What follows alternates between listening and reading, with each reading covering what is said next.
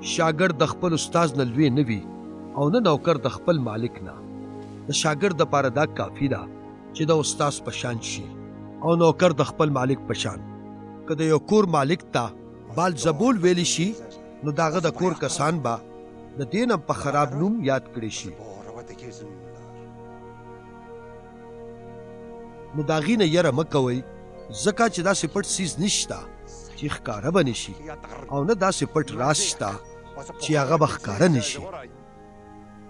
څه چې زه تاسو ته په تیاره کې ویم نو تاسو یې په رڼا کې وایئ.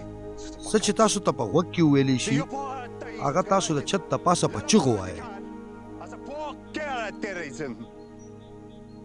د هغه چا نه مه یریږئ څوک چې وجود وجني خو روح نشي وجلی، خو د هغه چا نه یریږئ څوک چې روح او بدن دواړه په دوزخ کې بربادولی شي.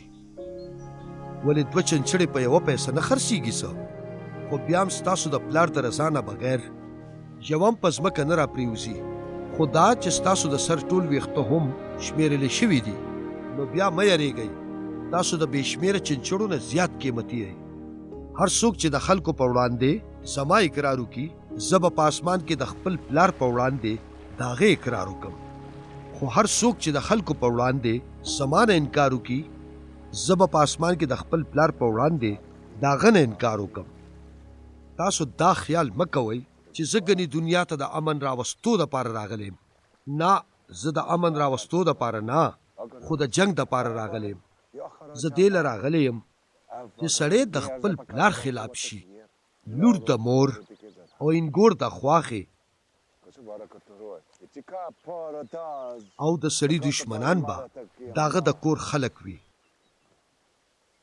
داسې کس زما قابل نه دی چې د خپل مور پلار سره زما نه زیاته مینه کوي، او هغه څوک هم چې زما نه زیاته مینه د خپل زوی یا لور سره کوي داسې خلک زما جوګه نه دي. څوک چې خپله سولی نه پورته کوي او زما په نقش قدم نه ځي. څوک چې خپل ځان ساتل غواړي هغه به بیلي، څوک چې زما د خاطر خپل ژوند بیلي هغه به حاصل کی. څوک چې تاسو قبلئ هغه ما قبلئ، او څوک چې ما قبلئ نو هغه څوک قبلئ چې زه یې رالیږلی یم.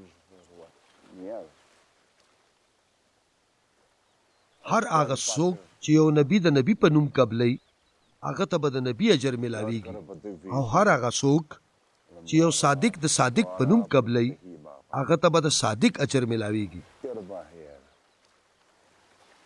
هر هغه څوک که یو جام یخې اوبه دې ورکوټي له په دې وجه ورکي چې هغه زما مرید دی نو زه درته دا وایم چې هغه کس به بې اجره پاتې نشي.